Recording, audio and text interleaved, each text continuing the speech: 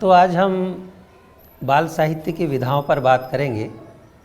और बाल साहित्य की जो विधाएं हैं वो साहित्य की विधाओं से कुछ अलग नहीं है, लेकिन जब हम बच्चों के साहित्य की बात करते हैं तो उसमें एक जो बड़ा फ़र्क दिखाई देता है वो साहित्य के प्रेजेंटेशन का फ़र्क दिखाई देता है, उसकी प्रस्तुति का फ़र्क दिखाई देता है कि हम किताबों को चाइल्ड फ्रेंडली बनाना चाहते हैं, बच्चे उनकी तरफ आकर्षित हो, ऐसा उनमें कुछ कुछ प्रयोग करते रहना चाहते हैं। तो कई तरह की किताबें, जैसे एक ये किताब है, तो ये किताब कविता है एक, और पिक्चर है कविता के साथ में, आम के सर पे। तो अब इसका जो प्रेजेंटेशन है, इसको जिस तरह से कविता को प्रस्तुत किया गया है, जिस आकार में इस तरह से ये किताब खुलती है, तो इसका इस तरह से खुलना और बंद होना वो बच्चों को बहुत आकर्षित करता है। तो इस तरह की किताबों को अकॉर्डियन बुक बोलते हैं। और कुछ छोटी कहानियाँ होती हैं जिनको बहुत बड़ी किताब में प्रस्तुत किया जाता है। जैसे ये एक किताब है, इसको बिग बुक बोलते हैं, और इसमें बड़े फ़ॉन्ट में कहानी होती है, बड़े चित्र होते हैं, तो बच्चों को वो दिखने में आसान रहते हैं, और बच्चे इस तरह के साइज़ की वजह से भी किताब से आकर्षित होते हैं। इसी तरह से ये एक ग्राफिक बुक है, और इसमें ये प्रयोग ये है कि इसका किताब का हर पेज अलग तरह से खुलता है, और इस किताब को कागज़ काट के और चिपका के और उस तरह से इसमें इलस्ट्रेशन किया गया है। तो ये एक अलग तरह का प्रयोग है। इसी तरह का एक और प्रयोग मैं आपको बताता हूँ। ये एक किताब है भिक्षु, और इसमें ये ग्राफिक शैली की किताब है, और इस किताब में मधुबनी पेंटिंग का इस्तेमाल किया गया है, और मधुबनी पेंटिंग के माध्यम से कथा, इसमें एक धारावाहिक कथा चलती है, और वो पूरी इस तरह से एक बड़े सुंदर ढंग से अच्छे कागज़ पे इस किताब को प्रस्तुत किया गया है। तो ये किताबों की प्रस्तुति के बहुत सारे तरह तरह के प्रयोग लोग करते रहते हैं। एक और प्रयोग जैसे इस किताब में है, विनीता कृष्णा की ये किताब है। हालांकि जो मूल किताब है उसमें उन्होंने बहुत अच्छे से इन मछलियों को बनाया था, और इन मछलियों पे आप हाथ फेरो तो वो आपको लगेगी कि वो आपको छुअन का भी एहसास देंगी। तो किताब में संगीत का पुट देना और छुअन का पुट देना, ध्वनि का पुट देना, ये अलग अलग तरह के किताबों को लेकर प्रयोग होते हैं। एक ये किताब है जिसको फ्लिप बुक बोलते हैं। तो बहुत सारी कहानियाँ जो है फ्लिप बुक में इस तरह से चलती हैं। तो लेकिन ये केवल प्रस्तुति के तरीके हैं। तो बाल साहित्य में जो है प्रस्तुति को लेकर के काफ़ी ध्यान दिया जाता है, और इनको कभी हम विधाओं से मिक्स न करें। एक और उदाहरण है ये कार्ड का, कि इसमें कविताएं हैं और ये बहुत सारे कार्ड हैं, और कार्ड, तो ये भी एक तरह का प्रयोग है। तो ये तो बात हुई किताबों के प्रेजेंटेशन की, किताबों के आकार प्रकार की, और किताबों को कैसे चाइल्ड फ्रेंडली बनाया जाए, बच्चे कैसे उनकी तरफ आकर्षित हो, इसको लेकर के किए गए प्रयोगों की। अब हम आते हैं साहित्य की विधाओं पर। बाल साहित्य की विधाएं, जैसा कि मैंने पहले कहा, वही हैं जो कि साहित्य की विधाएं हैं। और साहित्य की विधाएं, उसकी दो प्रमुख धाराएं हमको हमारे पूरे दुनिया के इतिहास में देखने को मिलती हैं। एक धारा है मौखिक साहित्य, और दूसरी धारा है लिखित साहित्य। जब किताबें नहीं थी तब साहित्य की क्या स्थिति थी? तो हजारों सालों तक मौखिक साहित्य की परंपरा बनी रही, लिखित साहित्य तक भी, और वो आज तक भी बनी हुई है। मौखिक साहित्य की विस्तृत परंपरा हमारे देश में या पूरी दुनिया में हमको मिलती है। और मौखिक साहित्य जो है, विधाओं के नज़रिए से देखें तो तमाम तरह के चीज़ें मौखिक साहित्य में भी आपको मिलती है। वहाँ आपको गाथा मिलती है, लोक कथाएँ मिलती है, लोकगीत मिलते हैं, पहेलियाँ मिलती है, और नाटक के भी बहुत सारे रूप लोक साहित्य में मिलते हैं। तो तमाम तरह के प्रयोग वो मौखिक साहित्य में पहले हुए हैं और आज भी होते रहते हैं। उदाहरण के लिए ये एक किताब है रादुगा प्रकाशन से छपी हुई, बच्चों सुनो कहानी। तो रूस के लोक में प्रचलित ईसप की कथाएं इसमें मूलतः हैं और उन कथाओं को संकलित करके लियो टॉल्स्टॉय ने इस किताब को प्रकाशित किया। तो इस तरह से बहुत सारी कहानियाँ लोक की साहित्य में आई।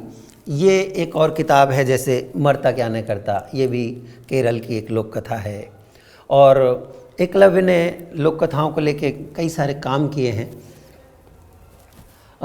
अक्ल बड़ी या भैंस, उनके यहाँ से एक किताब प्रकाशित हुई है। मिजबान एक किताब वहाँ से प्रकाशित हुई है। मारा बाघ गिरावा हाथी, इस किताब में भी अवध के लोकगीत संकलित हैं। हमारे यहाँ राजस्थान में विजयदान देथा ने बहुत काम किया लोक कथाओं को लेके, और बच्चों के लिए जो उन्होंने लोक कथाओं का संकलन प्रकाशित किया वो है, उसका नाम है अनोखा पेड़। इसी तरह से गुजरात में गीजूभाई बधेका ने बहुत सारी लोक कथाओं को संकलित किया और उनको वो बच्चों के लिए लेके आए। एनबीटी से उन किताबों का एक पूरा गुलदस्ता छपा है, गीजूभाई का गुलदस्ता नाम से। और उसकी भी एक किताब मैं आपको दिखाता हूँ, रंग बिरंगी मुर्गी। ये उस 10 किताबों के सेट का एक किताब है। अब हम आते हैं लिखित साहित्य पर। लिखित साहित्य में जो विधाएं हैं, तो दो तरह से आप इसको विभाजित करते हैं। सबसे पहले कविता और उसके बाद में कथा, और एक और विधा है नाटक। तो 3 विभाजन हम मोटे तौर पे करते हैं। विधा का मतलब है कि प्रकार। विधा का जो दूसरा शब्द इसके लिए अगर इस्तेमाल करना चाहें तो प्रकार की, किस प्रकार की किताब है, किस तरह की किताब है, मतलब उसमें किस तरह का साहित्य है। तो कुछ 3 मोटे आधार हमने लिए, एक कविता, एक कथा और एक नाटक। तो नाटक जो है वो बच्चों के साहित्य में लिखे काफ़ी गए, लेकिन बहुत अच्छे नाटक अभी भी हमें नहीं मिलते हैं, और उनके प्रेजेंटेशन भी कोई बहुत अच्छे प्रेजेंटेशन के साथ किसी नाटक की किताब आई हो मुझे याद नहीं। लेकिन काफ़ी पहले सर्वेश्वर दयाल सक्सेना की ये किताब लाख की नाक, ये एक नाटक प्रकाशित हुआ। बाद में वाणी प्रकाशन ने हबीब तनवीर के बच्चों के लिए लिखे गए नाटकों की कुछ किताबें प्रकाशित की, जिनमें से एक ये है आग की गेंद। तो बच्चों के लिए नाटक की बहुत सारी किताबें हैं, और नाटक मूलतः करने की विधा है। किताब में पढ़ के वो उतना उस प्रभावी नहीं लगता है जितना कि नाटक को आप बच्चों के साथ खेलें, बच्चों के साथ उसे मंचित करवाएं। अब आते हैं हम कविता पर। काव्य की जो विधा है, कविता विधा में भी बहुत सारी उपविधाएं हैं। जैसे कि गीत है, जैसे कि कुछ छंदबद्ध पहेलियां हैं, जैसे कि गज़ल है। तो ये सब कविता की अलग अलग तरह की विधाएं हैं। कविता और गीत, ये लोगों के सामने एक सवाल आता है कि हम कैसे फ़र्क करें कि कब कोई चीज़ कविता है और कब कोई चीज़ गीत है, क्योंकि दोनों ही छंद में हो सकती हैं। उदाहरण के लिए मैं एक कविता का उदाहरण देता हूँ। एक था तीतर, सूफ़ी तबस्सुम पाकिस्तानी शायर हैं, उनकी ये कविता है। एक था तीतर एक बटेर, लड़ने में थे दोनों शेर, लड़ते लड़ते हो गई गुम, एक की पूँछ और एक की दुम। तो अब ये कविता है, छंद में है, और इसको आप गा भी सकते हैं, लेकिन इसे हम गीत क्यों नहीं कहते? तो गीत हम किसी भी कविता को तब कहेंगे कि जब उसमें वो गेयता का गुण हो, और जब आप उसका पाठ करते हैं, जब आप पढ़ते हैं तो वो तुरंत आपको दिखाई दे जाता है। जैसे उदाहरण के लिए मैं एक गीत का उदाहरण देता हूँ बच्चों के लिए लिखा हुआ। आरे बादल कारे बादल आओ जरा झूम के, अपने संग ठंडी हवा लाओ जरा झूम के। तो इसमें जो गेयता है, गीतात्मकता है, वो अपने आप ही आपको पता चलती है। और दूसरा जो बड़ा फ़र्क है गीत और कविता में, यह है कि कविता आपकी छंदबद्ध भी हो सकती है और वो मुक्त छंद की भी हो सकती है। जैसे बहुत सारी कविताएं हैं जिनमें छंद का होना ज़रूरी नहीं है। जैसे मैं एक कविता का उदाहरण देता हूँ, पेड़ों की अम्मा। इस कविता की पंक्तियाँ हैं कि सांझ घिरे जब नींद की झपकी पेड़ों को आने लगती, खड़े खड़े पेड़ों की अम्मा मन में पछताने लगती। फैल फूट कर जगह घेर कर सोते पर्वत बड़े बड़े, मेरे दिल के टुकड़े कैसे सो पाएंगे खड़े खड़े। तो अब ये एक कविता है। अब इसको आप चाहें तो संगीतबद्ध कर सकते हैं, लेकिन ऐसा नहीं है कि आपने तुरंत पढ़ा और इसको गाने लग जाए। तो ये मुक्त छंद की कविता है। तो गीतों वाली जो कविता है, छंद उसका अनिवार्य हिस्सा है कि छंद होगा ही होगा उसमें। जबकि मुक्त छंद की कविताओं में और दूसरी कविताओं में छंद का होना उतना अनिवार्य नहीं है। तो कविता जो है वो एक प्रमुख विधा है और उसमें बहुत सारी कविताएं, बहुत सारी हमारी हिंदी की परंपरा में बहुत सारे अच्छे कवि हुए हैं और जिन्होंने कविताओं के संग्रह प्रकाशित किए हैं। सर्वेश्वर दयाल सक्सेना का ये संग्रह महंगू की टाई आप देख सकते हैं, जिसमें बड़ी पॉपुलर ये लाइन है, बहुत बहुत लोकप्रिय लाइन हुई कि महंगू ने महंगाई में पैसे फूंके टाई में। सर्वेश्वर जी से भी पहले निरंकार देव सेवक हमारे यहाँ बहुत बड़े कवि हुए हैं जिन्होंने बच्चों के लिए बहुत सारी किताबें लिखी। प्रोफेसर कृष्ण कुमार के साथ में मिल करके और निरंकार देव सेवक और कृष्ण कुमार ने ये महके सारी गली गली एक कविता संकलन निकाला और इस कविता संकलन में उन्होंने हिंदी की पूरी परंपरा के जो जितने भी कवि हुए हैं उनकी प्रतिनिधि कविताएं इसमें प्रकाशित की हैं। और ये चूँकि ये संकलन काफ़ी समय हो गया इसको आए, तो अभी एक नया और संकलन हाउ हाउ हप नाम से तेजी ग्रोवर ने संकलित किया है और इसको एकलव्य ने प्रकाशित किया है। तो ये कविता विधा के बारे में कुछ उदाहरणों के साथ में हमने बात की। अब आते हैं गद्य पर। अंग्रेजी में जिसके लिए शब्द है प्रोज। और गद्य की कई विधाएं हैं और गद्य में भी दो उपविधाएं प्रमुख है। एक है कथा और दूसरी है कथेतर। कथा में भी कई सारे प्रयोग हैं। कथा में उपन्यास है और कहानियाँ हैं, कथा जो। तो हिंदी साहित्य में, हिंदी के बच्चों के लिए लिखे गए साहित्य में ख़ास तौर से बहुत सारे उपन्यास प्रकाशित हुए और ऐसे उपन्यास जिनका आज तक भी वो जो मील के पत्थर हैं, आज तक भी उनको पढ़ा जाता है, सराहा जाता है और वो आज तक भी उनकी लोकप्रियता बनी हुई है। उदाहरण के लिए एक बहुत ही सुंदर उपन्यास राजकमल प्रकाशन से आया और सत्यु का लिखा हुआ ये उपन्यास है और इसको मतलब बहुत ही आधुनिक दृष्टि से लिखा हुआ ये उपन्यास है और इसका नाम है अनारको के 8 दिन। अनारको नाम की एक छोटी लड़की है, तो उसके मन में इस संसार को लेके किस किस तरह के सवाल उठते हैं और वो इतने तीखे सवाल हैं और इतने सुंदर सवाल हैं कि आपको एकाएक उनके जवाब नहीं सूझते। और इसी बात को आधार बना के सत्यु ने ये उपन्यास लिखा और ये बहुत ही मतलब कह सकते हैं कि हिंदी बाल साहित्य का एक क्लासिक उपन्यास है।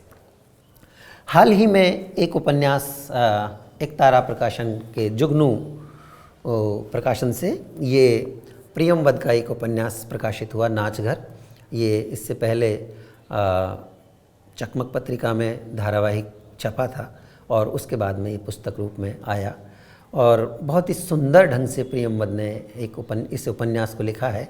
इसमें दो किशोर बच्चों के बीच में प्रेमानुभूति जो है उसको आधार बना के ये उपन्यास लिखा। कथा साहित्य में ही हम दूसरे उस पे चलते हैं और उसमें आते हैं कहानी पर। कहानी विधा में हमारे यहाँ जैसे बड़ों के साहित्य में एक लंबी परंपरा और एक बहुत ही समृद्ध परंपरा की कहानियाँ लिखी गई, वैसा बच्चों के साहित्य में कम हुआ। और इसकी वजह ये रही कि हमारे यहाँ बहुत लंबे समय तक बड़ों के लिए जो साहित्य लिखते रहे लेखक, वो बच्चों के लिए लिखने से परहेज करते रहे। किन्हीं कारणों से एक दूरी उन्होंने रखी, तो वो उतना संभव नहीं हो पाया। तो हम जो उन्होंने बड़ों के लिए लिखा उसी में से हम बच्चों के लिए कुछ चुनते हैं। जैसे प्रेमचंद की ईदगाह ये जो कहानी है, ये एक कहानी है। इसी तरह से पंच परमेश्वर एक कहानी है। भीष्म साहनी की एक कहानी है, गुलेल का खेल। और उपेंद्र नाथ अश्क की कहानी डाची। NBT-CBT ने काफ़ी सारी किताबें बच्चों के लिए प्रकाशित की। जैसे एक ये किताब है शंकर की लिखी हुई, ननिहाल में गुजरे दिन। तो ये एक बहुत सुंदर कहानी की किताब है। और अभी हाल ही में एक तारा प्रकाशन से, जुगनू प्रकाशन से सप्पू के दोस्त स्वयं प्रकाश की कहानियों का ये संकलन प्रकाशित हुआ है। इसी तरह से इसी प्रकाशन से वरुण ग्रोवर का संकलन पेपर चोर प्रकाशित हुआ। और तो अब ऐसी कोशिशें हिंदी साहित्य में, बाल साहित्य में होने लगी कि जो मुख्य धारा के लेखक हैं वो लेखक भी बच्चों के लिए लिखना शुरू करें। और उस सिलसिले में कई सुंदर किताबें हिंदी बाल साहित्य को मिली है। कथा साहित्य में बच्चों के लिए कहानियों में पिक्चर बुक बहुत सारी, बहुत सुंदर पिक्चर बुक और बड़े पैमाने पे NBT ने प्रकाशित की, CBT ने प्रकाशित की। और उसके बाद में आए अन्य प्रकाशनों ने भी बहुत सारी सुंदर पिक्चर बुक प्रकाशित की, जिसमें हम एकलव्य का नाम ले सकते हैं और तुलिका प्रकाशन का, कथा का। इन प्रकाशनों ने काफ़ी अच्छे प्रयोग किए और बच्चों के लिए बहुत सारी पिक्चर बुक्स जो हैं वो प्रकाशित की।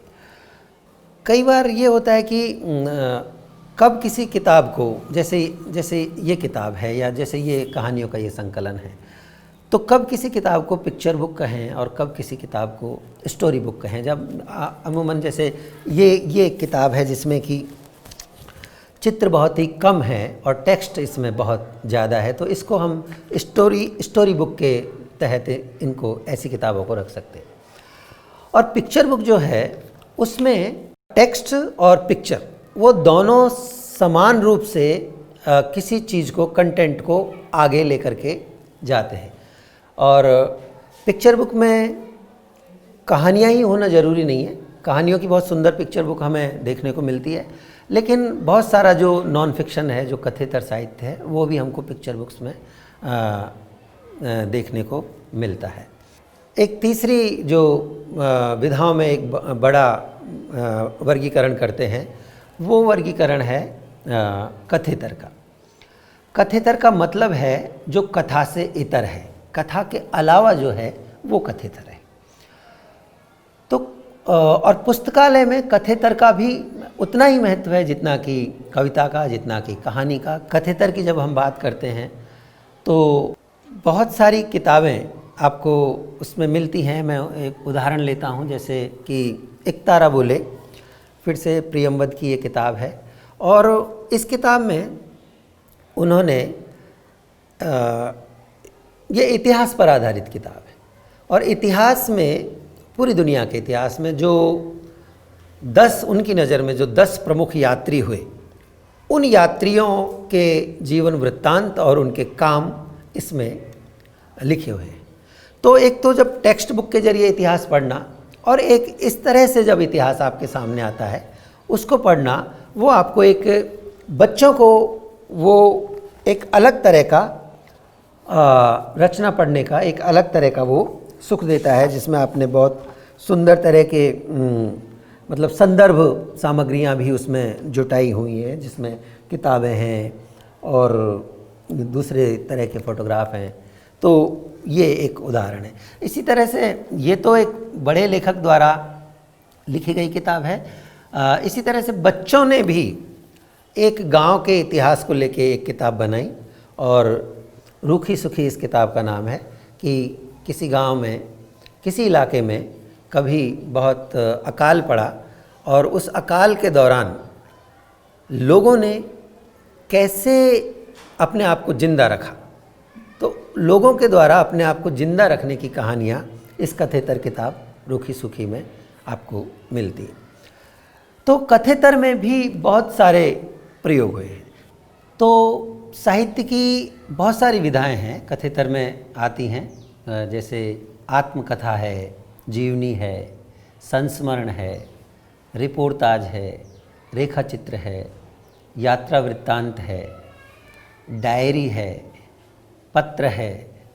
तो ये तमाम कथेतर की विधाएं हैं। अब हम इन पे क्रमशः एक एक पे बात करते हैं। कई बार लोग आत्मकथा और जीवनी में कंफ्यूज हो जाते हैं। विधा के तौर पे मूलभूत फ़र्क यही है कि आत्मकथा जो है वो व्यक्ति की खुद की होती है, वो अपने बारे में खुद लिखता है, और जीवनी जो है वो किसी व्यक्ति के बारे में कोई और लिखता है। उदाहरण के लिए हरिवंश राय बच्चन की क्या भूलूं क्या याद करूं, वो आत्मकथा है, वो अपने बारे में उन्होंने खुद लिखी है। लेकिन आवारा मसीहा जिसमें शरद चंद्र चट्टोपाध्याय का जीवन है, वो एक जीवनी है जो कि विष्णु प्रभाकर ने लिखी है। तो ये आत्मकथा और जीवनी में फ़र्क है। बच्चों के साहित्य में भी कुछ उदाहरण हमको मिलते हैं। जैसे ये भीमायन एक किताब है, ग्राफिक बुक है ये, और इसमें भीमराव अंबेडकर की जीवनी जो है, जीवन की घटनाओं को इस किताब में संकलित किया गया है। तो इसको हम अंबेडकर की जीवनी कह सकते हैं।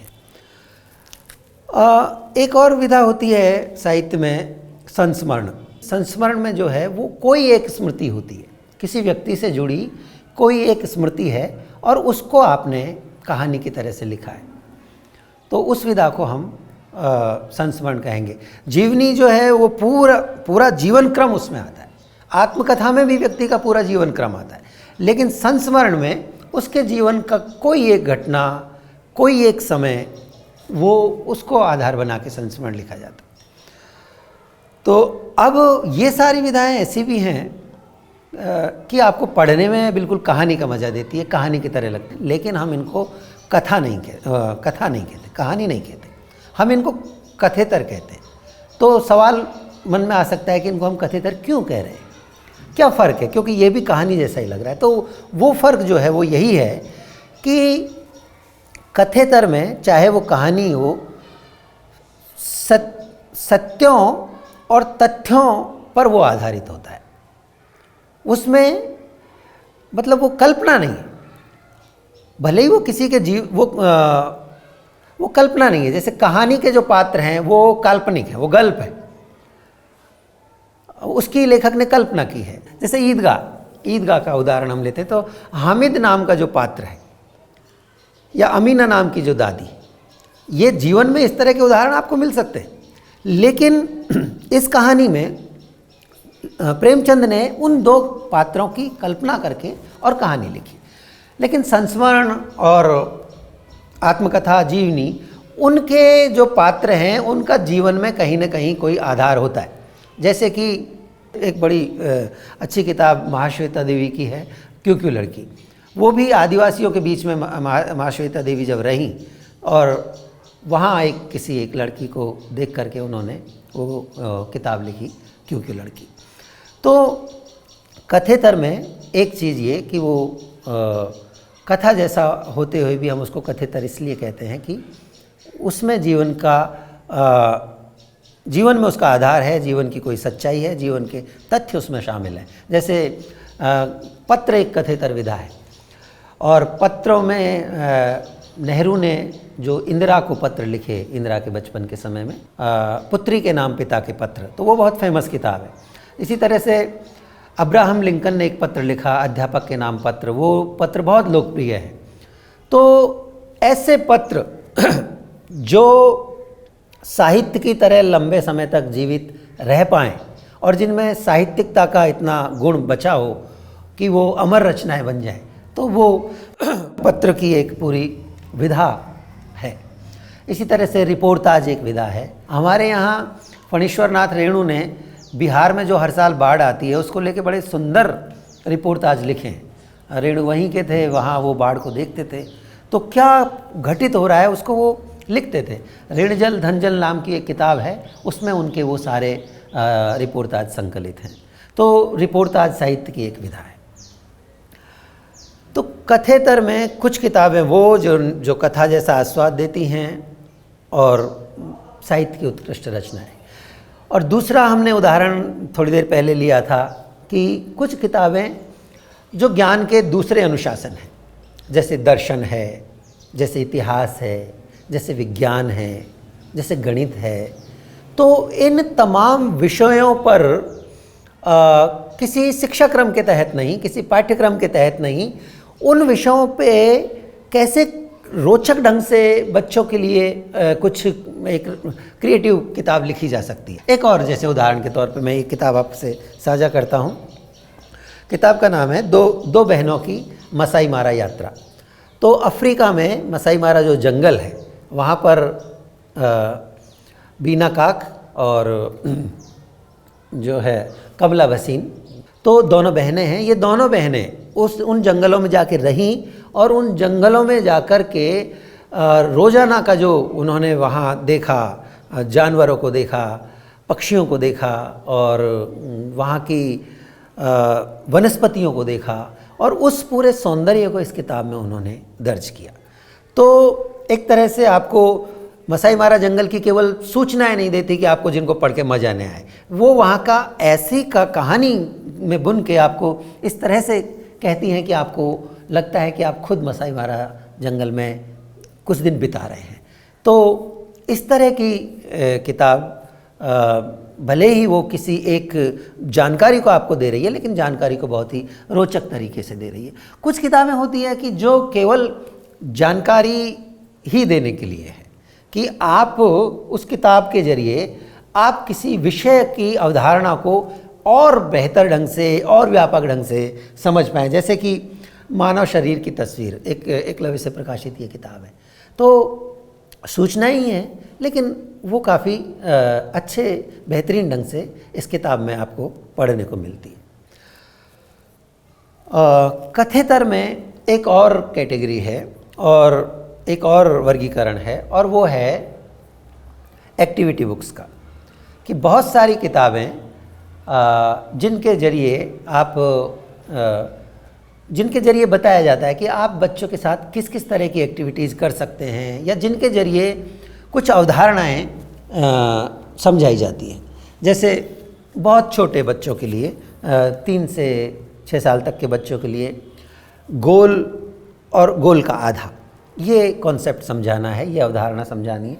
तो इसी तरह से एक और एक्टिविटी बुक मैं आपको दिखाता हूँ, रंग बिरंगा रंगमंच। इस किताब को पढ़ के बच्चे खुद अपने आप नाटक तैयार कर सकते हैं। तो नाटक तैयार करने के दौरान उनको किन किन चरणों से गुजरना पड़ेगा, वो सारी चीज़ें ये किताब बताती है। इसी तरह से पेपर आर्ट की गतिविधि करने के लिए ये एक किताब है, एक आधार अनेक आकार। तो एक्टिविटी बुक भी कथेतर का एक बहुत बड़ा हिस्सा है, जो कि आपके पुस्तकालय को समृद्ध करता है, समृद्ध कर सकता है। इसी तरह से एक और वर्ग हम बना सकते हैं पत्रिकाओं का। तो मेरे पास अभी फ़िलहाल उपलब्ध 2 ही पत्रिकाएं हैं, साइकिल और प्लूटो। लेकिन हिंदी में बहुत अच्छी पत्रिकाएं निकलती रही समय समय पर। पराग उनमें एक बहुत बड़ा उदाहरण है। उसके बाद में नंदन ने भी बहुत काम किया, और चकमक ने बरसों तक 300 से ज़्यादा अंक उनके हो गए। तो चकमक एक पत्रिका जो है बाल साहित्य में बहुत प्रमुख पत्रिका रही है। ये जो विधाएं हैं, ये जानना किसके लिए ज़्यादा ज़रूरी है? क्या क्या बच्चों के लिए इसको जानना बहुत ज़रूरी है, या लाइब्रेरियन के लिए इसको जानना बहुत ज़रूरी है, या लेखक को इसको जानना बहुत ज़रूरी है? एक लाइब्रेरियन को विधाओं के बारे में जानना ज़रूरी है ताकि वो बच्चों के साथ सारी विधाओं पे समय समय पर एक्टिविटी करता रहे, काम करता रहे, और उसको अपनी लाइब्रेरी को व्यवस्थित करने के लिए भी विधाओं को जानना ज़रूरी है। और अगर उसकी लाइब्रेरी व्यवस्थित होगी और उसे मालूम होगा कि किस विधा की किताब किस रैक में रखी हुई है, तो वो तुरंत निकाल के वो दे सकता है। तो इस तरह से लाइब्रेरियन के लिए विधाओं को जानना बहुत ही ज़रूरी है। और एक लेखक के लिए भी विधाओं को जानना ज़रूरी है कि वो लिख रहा है तो वो ये देखे कि साहित्य में किस किस तरह के प्रयोग हो रहे हैं, किस किस प्रकार से लिखा जा रहा है। लेकिन लेखक वो है जो विधाओं से पार भी चला जाता है और नई विधाएं ईजाद कर देता है।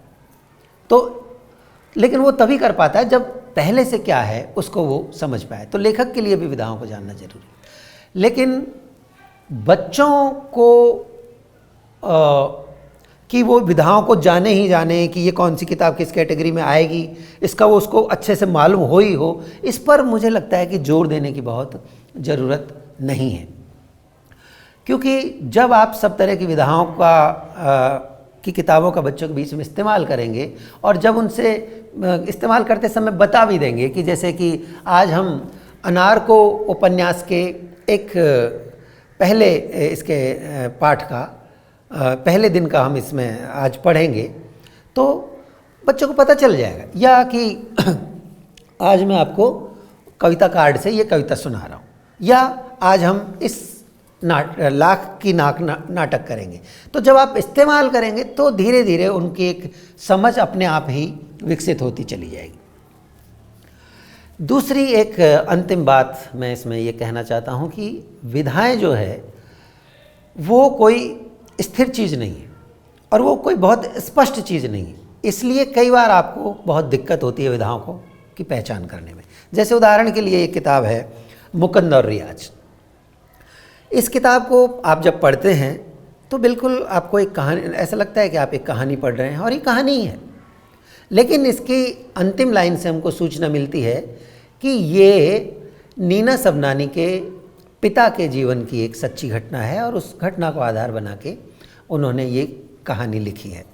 तो चूँकि ये तथ्य है और सत्य है और इसमें जो किरदार है मुकुंद और रियाज, उनका जीवन में एक वजूद है, एक आधार है, इसलिए हम इसको कथेतर किताब की श्रेणी में रखेंगे।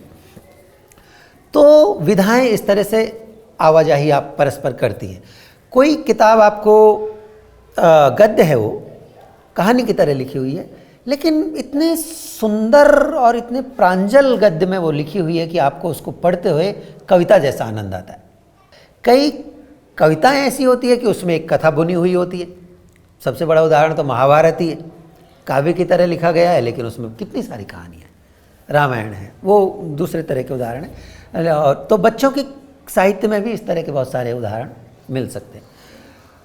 तो इस तरह से विधाओं का जो वर्गीकरण है या विधाओं का जो विभाजन हम करते हैं वो हम अपनी थोड़ी सुविधाओं के लिए करते हैं। बाकी विधाएं ओवरलैप करती है, आवाजाही करती है, और एक विधा को पढ़ते हुए आपको दूसरी विधा की याद आ सकती है, ये सब चलता है।